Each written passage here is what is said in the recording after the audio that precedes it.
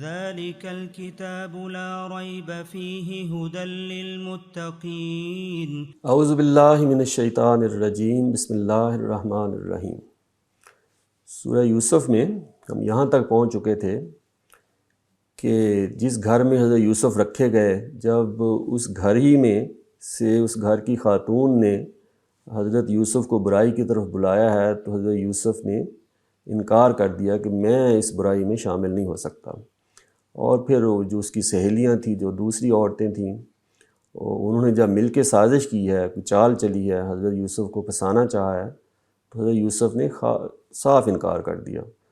اور پھر اللہ تعالیٰ سے دعا کی ہے کہ اللہ تعالیٰ مجھے تو کسی قید خانے میں ڈال دے، اس سے وہ کہیں میرے لیے بہتر ہے، اور جس سے یہ مجھے بلا رہی ہیں میں ادھر نہیں جانا چاہتا۔ تو اللہ تعالیٰ کہتے ہیں کہ میں نے دعا قبول کر لی۔ وہ پھر قید خانے میں پہنچ گئے حضرت یوسف۔ کیسے پہنچے ہیں وہ بھی ظاہر ہے، اللہ تعالیٰ جب فیصلہ کر لیتے ہیں یہ معاملہ ہونا ہے اس کے اسباب تو پیدا ہوتے چلے جاتے ہیں۔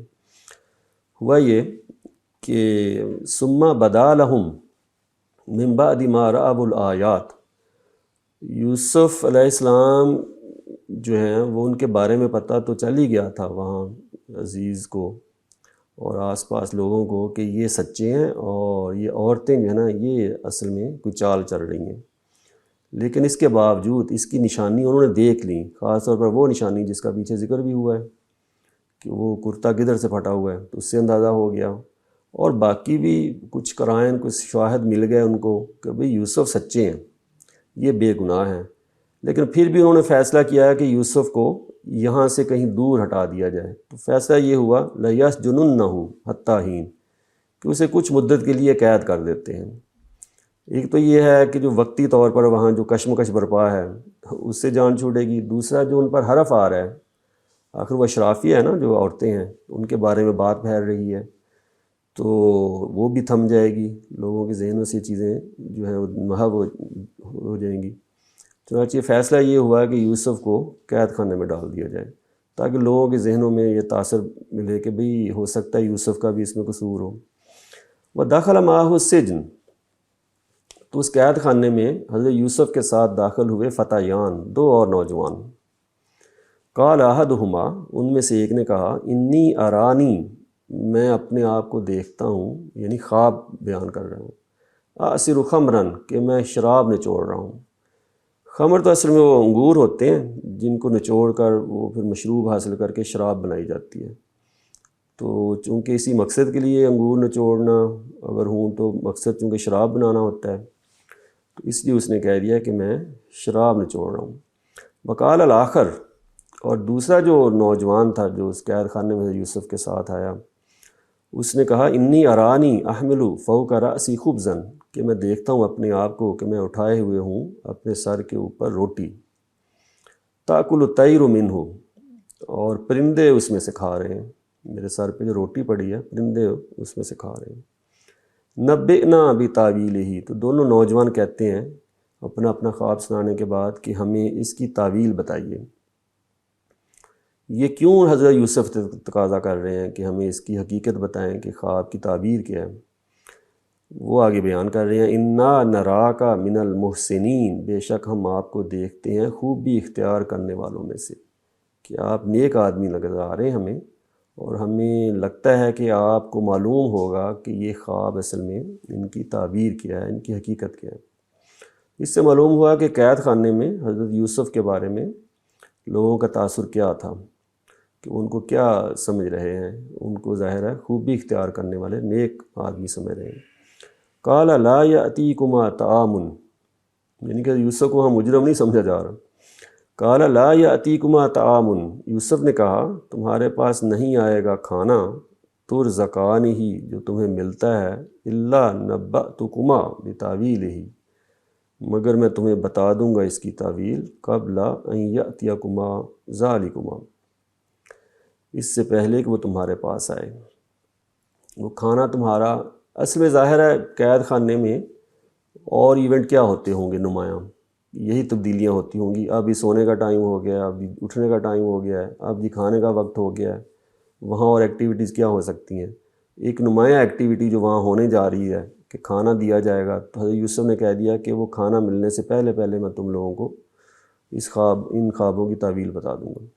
ذالکم مما علمنی ربی، یہ جو میں حقیقت بتاؤں گا تمہیں، خواب کی تعبیر بتاؤں گا، یہ اس میں سے ہے جو مجھے سکھایا میرے رب نے، یہ میرے رب کا دیا ہوا علم ہے۔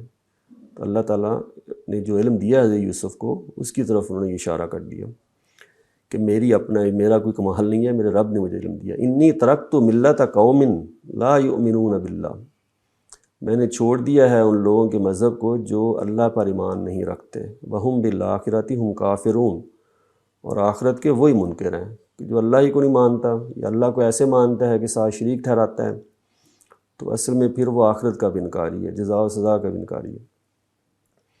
تو یہ حضرت یوسف کو ایک موقع مل گیا ہے، جیسے نا شیاطین جو ہیں ان کو موقع چاہیے اپنا وسوسہ ڈالنے کے لیے، ایسی جو رحمان کے بندے ہیں، اللہ کے بندے ہیں، وہ بھی موقع دیکھ رہے ہوتے ہیں کہ ہمیں کوئی اچھی بات کہنے کا موقع میسر ہو تو ہم اچھی بات کہیں۔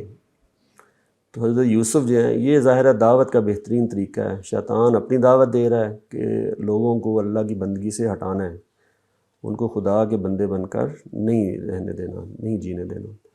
تو جو خدا کے بندے ہیں ان کی کوشش ہے کہ سارے لوگ جو ہیں خدا کے بندے، اللہ کے بندے بن کر جئیں، تو وہ اپنی دعوت دے رہے ہوتے ہیں۔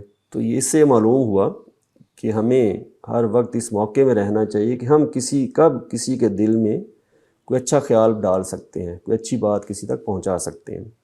اب چونکہ وہ خواب سنانے والے مائل ہوئے ہیں یوسف کی طرف، تو ان کو امید ہے کہ یہ خواب کی تعبیر ہمیں بتا دیں گے، تو اس موقع سے فائدہ اٹھاتے ہوئے یوسف نے اپنی بات کہنے کا فیصلہ کیا، اور وہ ان کی بات ظاہرہ ذاتی بات نہیں ہے، وہ اللہ کے دین ہی کی دعوت دے رہے ہیں۔ وہ فرما رہے ہیں کہ بھی میں نے سوچ سمجھ کر فیصلہ کیا ہے کہ میں ایسے لوگوں کا مذہب اختیار نہیں کروں گا جو اللہ پر ایمان نہیں رکھتے اور آخرت کی جو منکر ہیں۔ واتبعت ملت آبائی ابراہیم و اسحاق و یعقوب، اور میں نے اپنے بزرگوں ابراہیم، اسحاق اور یعقوب کا مذہب اختیار کر لیا۔ یہ بھی ہو سکتا ہے پہلے معلوم نہ ہو کہ یوسف کا تعلق کس خاندان سے ہے، لیکن یہاں حضرت یوسف نے خاص طور پر ذکر کر دیا۔ اس سے معلوم ہوتا ہے کہ یہ جو نام ہے، حضرت ابراہیم ہے، اسحاق ہیں، یعقوب ہیں، وہ اس علاقے میں ایک معروف نام ہے، تو اس لیے ان کے سامنے نام لے کر بتا دیا کہ یہ میرے آباء و اجداد ہیں، اور میں نے ان کا جو دین ہے، ان کا مذہب ہے، اس کو اختیار کیا ہے۔ ما کان لنا ان نشرک باللہ من شیء، وہ مذہب کیا ہے؟ وہ توحید ہے۔ تو ہمیں یہ حق نہیں ہے کہ ہم اللہ کے ساتھ کسی کو شریک ٹھہرائیں، کسی بھی چیز کو شریک ٹھہرائیں۔ ذالک من فضل اللہ علینا، یہ اللہ کا ہم پر فضل ہے کہ اللہ نے ہمیں یہ دین دیا ہے، توحید کا یہ میرے آباء و اجداد کا جو دین ہے۔ وعلی الناس، اور تمام انسانوں پر بھی یہ فضل ہے، کیونکہ یہ نبوت اور رسالت ہے، یا ذریت ابراہیم کو اٹھایا ہے اللہ تعالیٰ نے، تو اس کا مقصد یہ بھی ہے نا کہ خود بھی وہ حق پر قائم رہیں، دین حق پر قائم رہیں، اور دوسروں کو بھی اس دین کی دعوت دیں۔ چنانچہ یہ پیغمبروں کو جب بھیجا جاتا ہے، یا حضرت ابراہیم کا یا ان کی ذریت کا انتخاب ہوا ہے، تو یہ اللہ کا فضل ہے تمام انسانوں پر، براہ راست ان پر بھی جن کا یہ انتخاب ہوا ہے۔ اس لیے کہا ہے کہ ذالک من فضل اللہ علینا، یہ اللہ کا ہم پر فضل ہے کہ ہماری فیملی کا انتخاب ہوا ہے۔ وعلی الناس، تمام انسانوں پر بھی یہ فضل ہے اللہ کا۔ اب انہی کے ذریعے سے ہم تک یہ اللہ کا فضل، اللہ کی عنایت پہنچی ہے، وہ جو توحید کا دین ہے ہم تک پہنچا ہے۔ ولیکن اکثر الناس لا یشکرون، تو اس پر شکر گزار ہونا چاہیے، لیکن اکثر لوگ اس پر شکر گزار نہیں ہوتے خدا کے۔ اللہ تعالیٰ جو نعمت دیتے ہیں دین کی پیغمبروں کے ذریعے سے، یا ذریت ابراہیم کا انتخاب ہوا ان کے ذریعے سے، جیسے ہم تک دین پہنچا ہے بنی اسماعیل کے ذریعے سے، صحابہ کے ذریعے سے، تو ہمیں اس پر شکر گزار ہونا چاہیے۔ یا صاحبہ السجن، میرے قید خانے کے ساتھیوں، ارباب متفرقون خیر ام اللہ الواحد القہار، یہ جو پورے دین کی بنیاد ہے توحید، کہ بھئی بہت سے خدا الگ الگ وہ بہتر ہیں، یا اللہ ایک ہی جو غالب ہے، کہ بھئی ایک خدا بنانا جو کہ اکیلا واحد ہے اور سب پر غالب ہے، وہ جو ہے وہ اختیار کرنا بہتر ہے، کہ یا چھوٹے چھوٹے خدا اور بھی ساتھ شریک کر لیے جائیں، بہت سے خدا بنا لیے جائیں۔ ما تعبدون من دونہ الا اسماء سمیتموها انتم وآباؤکم، تو تم یہ جو بندگی کر رہے ہو اللہ کے سوا، یہ اصل میں چند نام ہیں جو تم نے اور تمہارے باپ دادا نے رکھ لیے. یعنی کہ وہ خواب کی تعبیر پوچھنے آئے ہیں تو آپ نے موقع پا کر اپنی دعوت، اپنی بات پہنچانے کا فیصلہ کر لیا اور کوئی لحاظ نہیں کیا، دین حق بات پہنچانے میں کوئی لحاظ نہیں کیا. صاف صاف بتا دیا کہ تم لوگ جس دین کے پیروکار ہو اس کی یہ حقیقت ہے، تم لوگ اور تمہارے باپ دادا نے ایسی نام گھڑ لیے ہیں اور لوگوں کو خدائی میں شریک کر لیا ہے، اس کی حقیقت کوئی نہیں ہے. اللہ جو واحد ہے القہار ہے. ما انزل اللہ بہا من سلطان، اللہ نے ان کے لیے کوئی سند نہیں اتاری کہ اللہ نے یہ کسی کے بارے میں نہیں کہا کہ یہ میری خدائی میں شریک ہے، یہ میرا شریک ہے، یا اس پہلو سے یہ میرے خدائی میں یہ میرا مددگار ہے. اللہ نے ایسی کوئی بات نہیں کی. ان الحکم الا للہ، اقتدار صرف اللہ کا ہے. یہ جو لوگوں کو اقتدار دے دیا جاتا ہے نا، منسوب کر دیا جاتا ہے جی فلاں جی ہواؤں کا کنٹرول ان کے ہاتھ میں ہے، وہ اولاد وہ دیتا ہے، رزق وہ دیتا ہے جی، اس طرح جو شریک ٹھہرائے جاتے ہیں. تو اللہ حضرت یوسف نے یہ کہہ کر نفی کر دی کہ ہر طرح کا اقتدار، فیصلے کا اختیار یہ اللہ تعالیٰ کے پاس ہے. امرا اللہ تعبدوا الا ایاہ، چنانچہ اس نے حکم دیا ہے کہ وہ صرف لوگ اسی ہی کی بندگی کریں، کسی اور کے وہ بندے بن کر نہ جئیں، کسی اور کو اس کی بندگی میں شریک نہ کریں. ذالک الدین القیم، یہی سیدھا دین ہے، قیم دین ہے، یہی وہ صراط مستقیم ہے جس کے لیے ہم دعا مانگتے ہیں اہدنا الصراط المستقیم.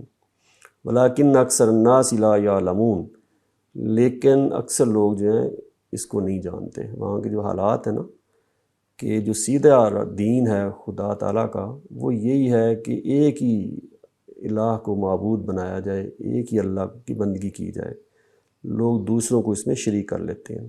یا صاحبہ سجن، میرے قید خانے کے دونوں ساتھیوں، اما احدکما فیسقی ربہ خمرن، بھئی تم دونوں میں سے جو ایک ہے وہ تو اپنے آقا کو شراب پلائے گا. وہ جو جس نے بتایا تھا کہ میں شراب نچوڑ رہا ہوں، تو اس کے بارے میں بتا دیا کہ یہ آزاد ہو جائے گا اور جا کر اپنی جو اس کی جو جاب ہوگی، جس کی ذمہ داری تھی وہ نبھائے گا اور اپنے آقا کو شراب پلائے گا. وَأَمَّا الْآخَرُ، اور معاملہ جہاں تک دوسرے کا ہے جس نے دیکھا تھا خواب کہ اس کے سر پر روٹی ہے اور اس میں سے پرندے کھا رہے ہیں، فَيُسْلَبُ، تو اسے سلیب دی جائے گی. فَتَأْكُلُ الطَّيْرُ مِنْ رَأْسِهِ، تو پرندے پھر اس کے سر میں سے کھائیں گے. قُضِیَ الْأَمْرُ، اس بات کا فیصلہ ہو چکا، الَّذِی فِیہِ تَسْتَفْتِیَانَ، وہ جس کے بارے میں تم پوچھ رہے تھے، جو خواب تم نے سنائے ہیں ان کا فیصلہ جو ہے وہ میں نے تم لوگوں کے سامنے رکھ دیا ہے. انہوں نے کہا تھا کہ کھانا آنے سے پہلے بتا دوں گا، اس سے پہلے موقع مل گیا، توحید کی دعوت دے دی. وقال للذی ظن انہ ناج منہما، اور حضرت یوسف نے اس آدمی کی طرف متوجہ ہو کر جس کے بارے میں ان کا خیال تھا کہ یہ رہا ہو جائے گا، اور کہا حضرت یوسف نے اذکرنی عند ربک، کہ میرا ذکر کرنا اپنے آقا سے. وہ ہے نا اپنے آقا کے پاس جائے گا، اس کو شراب پلائے گا. کہا کہ جب اپنے آقا کے پاس جاؤ تو میرا بتانا، کہ ظاہر ہے کیا بتانا ہے کہ ایک آدمی بغیر کسی قصور کے، بغیر کسی جرم کے قید خانے میں قید ہے، تو اس کو وہاں سے رہا کیا جائے. فَأَنْسَاهُ الشَّيْطَانُ ذِكْرَ رَبِّهِ، مگر شیطان نے اس کو بھلا دیا اپنے آقا سے ذکر کرنا. وہ آدمی وہاں گیا ہے تو اس کو یاد نہیں رہا کہ میں نے یہ بات جو ہے یہ اپنے آقا کو بتانی ہے. فَلَبِثَ فِي السِّجْنِ بِضْعَ سِنِینَ، تو حضرت یوسف کئی سال قید خانے میں پڑے رہے. یہ حضرت یوسف چاہتے تو ظاہر ہے، کون نہیں چاہے گا کہ قید خانے سے نکلا جائے. تو انہوں نے ایک طرح سے ایک ترکیب رکھی سامنے کہ وہ جا کے بتائے گا تو ہو سکتا ہے کوئی ذریعہ بن جائے یہاں سے نکلنے کا. تو اس سے معلوم ہوا کہ جو پیغمبر ہیں ظاہر خدا ہی پر بھروسہ ہوتا ہے، لیکن اپنی طرف سے وہ تدبیر کرتے ہیں. حضرت یوسف کا بھی حضرت یعقوب کا بھی دیکھا کہ تدبیر تو انہوں نے کی اپنی طرف سے. حضرت یوسف کو بھائی جو ہے نقصان نہ پہنچا سکیں، کہہ دیا جی خواب کا ذکر نہ کرنا، لیکن جو ہونا تھا وہ ہو کے رہا. ایسی معاملہ ادھر ہے. حضرت یوسف جو ہیں اب یہ تدبیر کر رہے ہیں کہ کسی طرح یہاں سے نکلوں، لیکن جو خدا تعالیٰ کے ہاں طے ہے وہ معاملہ اسی کی لحاظ سے ہونا ہے۔ چنانچہ ہوا یہی کہ وہ آدمی بھول گیا کہ میں نے اپنے آقا سے ذکر کرنا ہے۔ تو آگے انشاءاللہ ہم دیکھیں گے کہ پھر وہ آگے کیا معاملات ہوتے ہیں، قید خانے سے کیسے نکلتے ہیں، اور اس قصے میں آگے جا کر کیا کیا ایسی نشانیاں ہیں جو وہاں کے حالات میں لوگوں کے لیے رہنمائی کا باعث بنی ہیں، اور اب ہمارے لیے اس قصے میں آگے مزید کیا رہنمائی کے پہلو ہیں۔ وآخر دعوانا الحمد للہ رب العالمین۔